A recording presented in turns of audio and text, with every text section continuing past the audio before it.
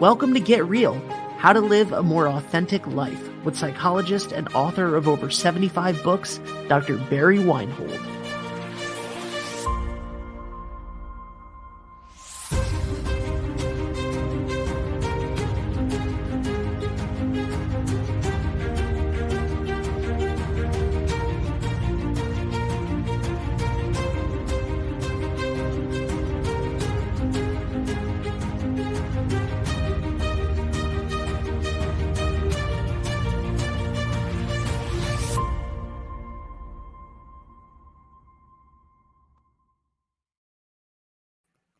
Hello, everyone. Welcome back to Get Real, How to Live a More Authentic Life with Dr. Barry Weinhold. My name is Ashley Ross, and I'm joined again by Dr. Barry Weinhold. Thank you so much, Barry, for coming on. How are things going today?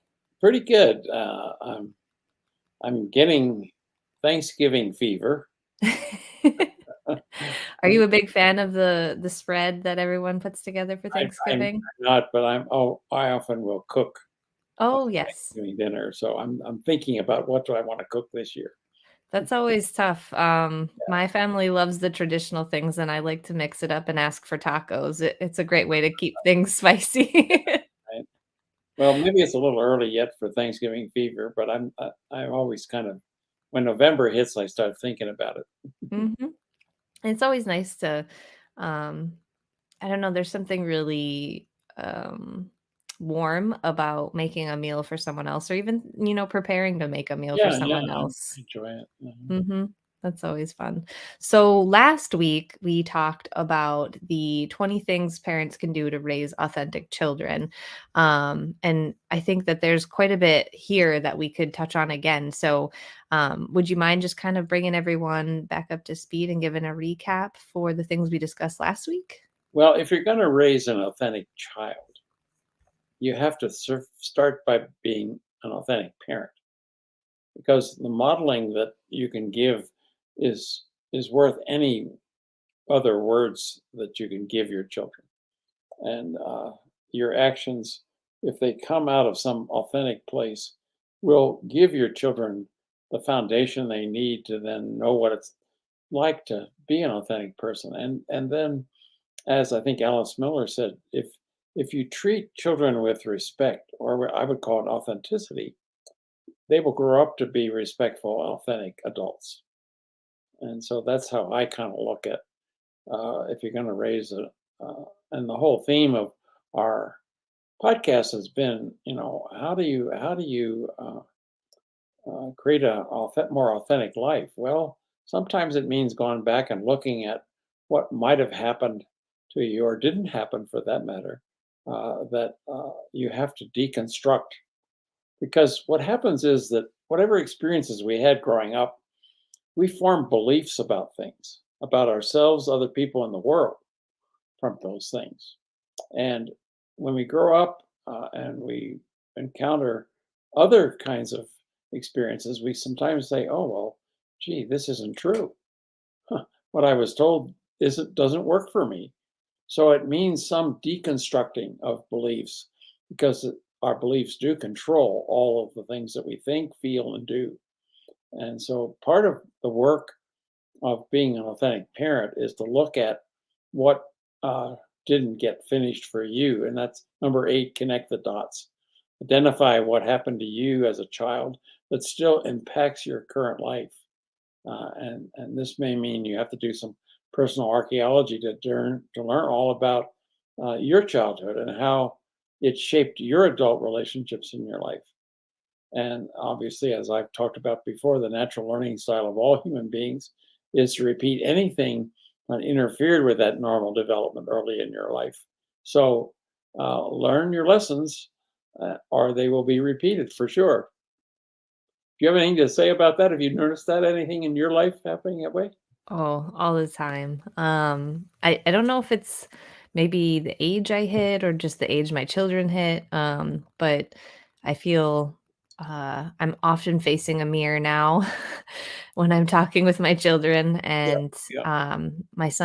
my oldest is 8, and he definitely has a lot of the things that I don't maybe or that I haven't resolved in myself that I see as, things that aren't authentic, and, it's really interesting because I'm aware of it now, I talk to him about it, and we kind of have a discussion of, like, what are some ways that we could do better? So we're kind of we're kind of doing it at the same time. I'm working on me, and we're trying to work on, undoing the things that I've kind of transferred to him at the same Yeah, time. that's a juggling act, isn't it? It sure is.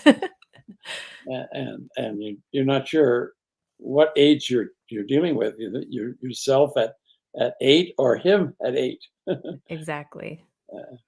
So any other those things on the list jump off the page at you and uh, So I think that the biggest one for me lately is number 2.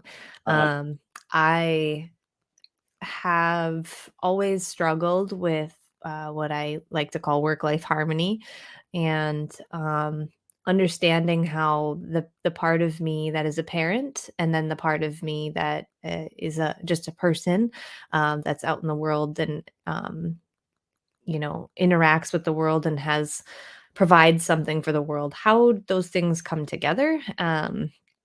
And I've recently gone into business for myself. I was a sole income earner in my household while my husband stayed home with our littlest, our 1-year-old. And it became very apparent very quickly, what was really actually important to me. And while I do want to provide value to the world and, help others, the way that I can best help others is by raising my children in a absolutely. great way, Yes, yes, I heartily in a agree, better way. heartily agree. I think Yes. that's the commitment that Mhm. a conscious and authentic parent makes is Yeah. and in working with a lot of adults, where there wasn't a lot of, uh, you know, disruptive things, not a lot of abuse or even neglect, but the children somehow feel less than. Their self-esteem is somehow affected, and I kind of dug into that with a number of clients, and what I found is that particularly in families where both parents are have a career, the children feel second best, and it's an inevitable feeling. And they see their parents, and I had that in my I was more concerned about my career than I probably was about raising my kids when they were young. And it's very easy to kind of fall into that, particularly since I didn't think I was that good at at parenting, and I was much better at doing what I was doing in my career. And so it was easy to kind of spend more time with my career than spend the time I should have spent with them, parenting them. So, but the long-lasting effect is very interesting. I didn't realize that till I started working with people, and they're telling me that it's affected their self-esteem as adults, that they don't feel as important because they didn't feel important growing up. So that's a word of caution in your dilemma. Yeah, and I think, How do you convey that to your children that they are your top priority? And even though it's you are working and your husband's working and you have Mhm. other roles to play in your life, to still be able to convey that message to them that they are your top priority, and that's the hard one. And it's really difficult. I mean, I think it's probably been difficult at all times, but, um, at least at this moment, being able to make ends meet without having both parents working is a big struggle, All many and Most families struggle with that. Mhm. And, honestly, our approach, I guess, is just conversations with our at least our oldest now. We obviously can't conversate with our 1-year-old in this way yet, No, other than showing him affection, and spending quality time with him, that, you know, as much as we can, we'll try and be at work when we're at work, and when we're not, we'll be home and we'll be present, and that's really something that I've had to work at, especially working remotely and working from home a lot, it's hard to create those delineations and Yeah. um, be Yeah. really present. One of my clients hardly can remember anything about his childhood, but what he can remember is that every day his mother took him to uh, childcare, and he was the first child to arrive there because she had to get off to work. And then he was the last child to be picked up because her the both parents were working long hours, and sometimes it wasn't. He'd get there at 7 in the morning, and he wouldn't be picked up until 7 at night, and that has had a huge effect on his life. Just the fact that that happened every day, and it was seemingly normal. And he understood that his parents had to work, but somehow that affected him as an adult severely. I can totally see that, and I definitely have had moments where that's the scenario where we're in, and I've worked really hard to change that, and try and create as many opportunities. I'm very fortunate now to work for 321, and that's very flexible. And Yes, that's good that you have yeah, that kind of option. if my son has a half day, I get to pick him up from school, and we That I mean, that's where spend we have time to together. educate the workplace and Hmm. employers that how important it is to have flexibility, and give their employees flexibility so that they can respond to family emergencies and Hmm. any kind of demands that come up that are unexpected. And many uh, many parents have to choose between doing something to protect their job and something to protect their children. They Yep. shouldn't have to have that dilemma. No. And so we need to educate the people that employ us on how to. And I'm glad where you're working now, you have that kind of consciousness and can and be have that flexibility. It makes a huge difference. It really does, but unfortunately, it's the minority. I don't think It is, yeah, a lot of companies operate that way, especially in your more rural areas. yeah.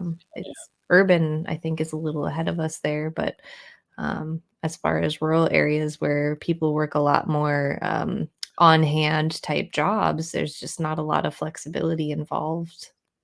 Well, the ideal would be if wherever you work, there was a that built into the workplace was a childcare facility. Hmm. And so you would be around the corner from your children all the time. And some companies, progressive companies, are starting to do that now, which I Yeah. think is really good. Yeah. It's there's actually a company a friend of a friend knows. It's called, and they wrote a book called Joy Inc. And they actually take turns watching each other's children throughout the workday. So if someone has a meeting, someone else will take their kiddos and Right. kind of run herd, and Yeah. then That they get to actually have their children like in their offices with yeah, them, and it's like a family yeah, office. Not, and they're not everyone's related or anything. It's just that's how they operate, and it right. creates Yeah.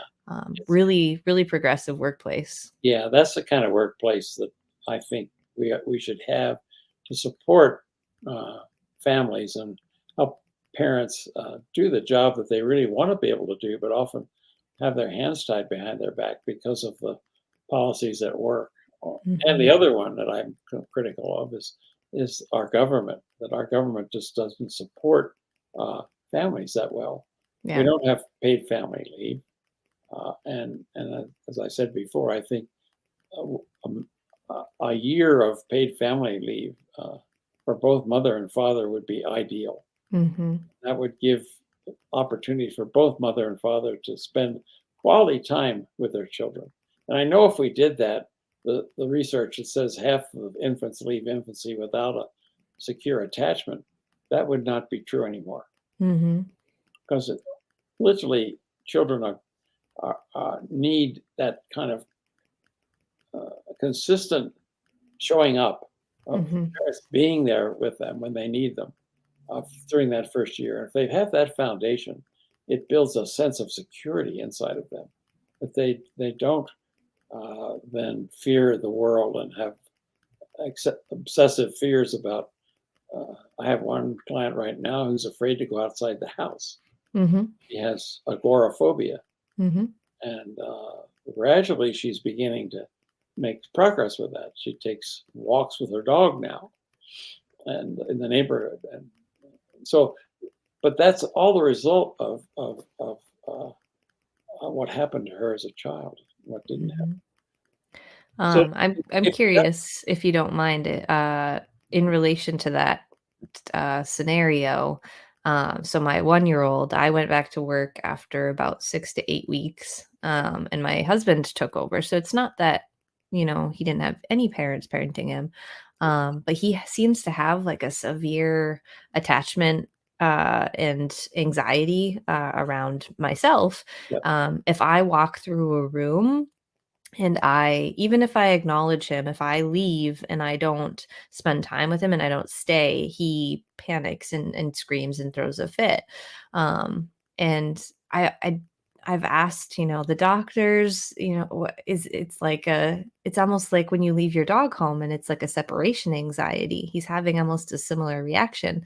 mhm. Um, and I don't know if there's any going back, I that time is gone. He's Well, what it isn't gone forever, and I think good. knowing that he still has some needs that were not met during that time, Mhm, it's up to you to try to figure out what those needs are, and it likely is just more time with you. mhm. And so he maybe needs more time with you than he does with his father. Yeah, yeah. We've And been working on it. yeah, working on that because it's not an irreversible condition that That's good. children have this. And again, what I've been saying is it's just that the natural learning child, uh, natural learning uh, of a child is that if they didn't get enough of something, they will keep pressing for it. And children are actually more direct than adults at asking for what they want or letting you know when they don't get what they want. So it's an opportunity to listen to him, ask him what he needs from you, and to see if you can be there with him as he gets that internal sense of trust. Mhm, Because basically, what he's saying is, "You left me too soon, mhm. and now I don't trust you." Yeah, that That I've you're come gonna do back every that, time. yeah, that I'm not gonna come back the next time every time, or that Mhm, I won't do it again. mhm, And so he needs that reassurance and eventually build back that inner sense of trust that you do show up mhm. and you show up for him whenever he asks for anything that he needs from you. Not that you have to, and actually, we talk about spoiling children. I don't think at an infant you can't spoil them. You have an opportunity to meet their needs, and that's not spoiling. No. And if they're telling you there's something they need that they haven't gotten, you have to Mhm, pay attention to that, figure out what that is. mhm. There's Well, no that's way you can good news. stop. So if I had to look at any of the other ones, that I would identify with, I would say, the self-care was a big one because I kind of was raised by a mom who she was a single mom and she did her best, but oftentimes she would always put everything self-involved aside. And that resulted in probably not the most authentic parenting that could have happened. So I work really hard to do that too, but it is a juggling act to be able to, maintain all the relationships. So do you have any tips on maybe how to do self-care while you're also, interacting with your children and kind of maybe is that what we're supposed to do? Oh, teach them to do yoga with you. Yeah. Yeah. We do that sometimes. Yeah, Sometimes he's good with that, and sometimes he's a rascal and yeah, does other things while I do yoga. or it may be, and I mean, I had one couple who were having time management problems Mhm, that giving, and they were very conscientious parents, some of the best I've ever run into. They wanted to do everything and meet all the needs that their children had, but it was overwhelming, mhm, and they had no time left for themselves. yeah, So what I instructed them to do, and they began doing, is they had to have at least one night a week out as a date night That's nice. so that they had time to, that's a form of self-care Mhm. and a form of relationship care. Relationship care, yeah, that Yeah. also is very important too. And then also to structure their time better so that they could have some alone time, some time to take care of themselves, and it was a time management issue for them, and that's how we worked at it with them, and they were really very creative about coming up with better ways to manage their time so that they could get the care of their children done to their expectations and also have time left over to care for themselves. Yeah. I think that's a struggle for a lot of It is. parents, It yeah. is really a struggle, and, Mhm.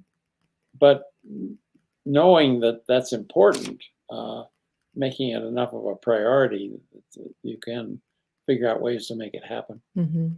And I think another piece of that too is, not feeling guilty about it. Yeah, right, right. Well, I talk about surrender as a psychological, process, and it has Mhm. 2 forms. It has a masculine and a feminine form, and the masculine form, which is more women have trouble with, is the willingness to take charge of your life without guilt or shame. Mm. And the feminine form, which women have pretty much can do and men have trouble with, is learning how to receive without resistance, to take things in and think about them and then react rather than react halfway before you even heard what the other person's saying because you pretty much have guessed what they're going to say. And so I teach my clients to practice that, practice surrender both, and you need both of them. You can't do one without the other. I think that's definitely a good practice to put in, and not only, from maybe a parenting aspect, but also speaking back to last month, couples, Oh, absolutely, yeah. yeah. Uh, I mean, the other thing with being an authentic parent is you have to. It has to be teamwork. You can't be working at odds with each other in any way, and so making getting on the same page on how you're going to discipline your kids, getting on the same page about how you're going to help take care of their needs, who's going to do what, uh, is often a very important conversation to have. That one I could use help with. So I definitely struggle. My husband and I were raised similarly but differently enough. And it definitely creates a lot of tension when it comes to any kind of interaction with parents. And I think the first time around was easier because we were both floundering, but now we've kind of formed even more opinions about what parenting looks like for the second one around. So Yeah, how do we safely start that conversation in a way that, doesn't overrun the other person? yeah. I mean, that's everybody has their program about how they were raised. That's what I'm going to talk about next month: the intergenerational family patterns and how they can interfere with us staying open to other options. We it's our go-to strategy because it's what we're familiar with. And so it is, and the word family is in the word familiar. So it's what we learned growing up in our family that we're most familiar with. And so we sometimes want to then defend that. And if each of you had different ways in which you were treated growing up and what was modeled for you, then there's often conflict about that. So that's again a subject I spend a lot of time with my couples, trying to help them get on the same page. I have one couple that are working really hard at that, and it's a struggle like you're talking about. Is that they both grew up in different family situations, and so to come together and decide how they want to parent their kids is a big issue for them, and to try to get on the same page with that has been a difficult one. And they sought therapy for that issue alone. I think that's a great choice Yeah, because it's I do. it's good to have an intermediary that, Yeah. can kind of help, um, be like a devil's advocate, I Yeah. guess, during the situation. So I want to finish this episode by just saying a couple things. I think the major objective why I'm doing these podcasts is basically to raise everybody's psychological intelligence. Because with psychological intelligence, let me give you the standard definition I use. Psychological intelligence is an emotional and cognitive quality that includes the ability to think uh, creatively or constructively, to learn from our experiences, to adapt to new situations, to apply our whatever we learn, our knowledge, and then to solve all the problems and challenges that life brings to us. And so I'm writing a new book on this topic. I'm going to be sharing everything that I've ever done that's been successful in therapy with my clients to help them raise their psychological intelligence. Because that's what I do with my clients. I help them become more psychologically intelligent so they understand their own psychology. And if they don't understand their own psychology, how are they going to understand the psychology of their kids? So it starts there with that. And so I'm looking forward to getting that book finished so that I can also maybe do some more podcasts on that topic. I'm looking forward to that as well. That sounds But great. I've been actually using the podcast to provide some of that information because I talk about my clients and what I do with my clients. Mhm. So I've been actually sprinkling in ways to become more psychologically intelligent. So by watching this podcast, that should be an outcome. Become more psychologically intelligent I and think that's the case. raise what I call your psyche. Awesome. So, So what are we looking forward to next week? well, I want to dig into how to handle the problems that come up in the first stage of development. To raise a child from on infancy, out from birth until maybe 9 or 10 months, and what parents need to do during that time to help the child maintain its authenticity. Wonderful. I'm looking forward to it. Thank you so much, Dr. Barry. Right. Okay. We'll see you next time. Bye, everyone. Bye bye.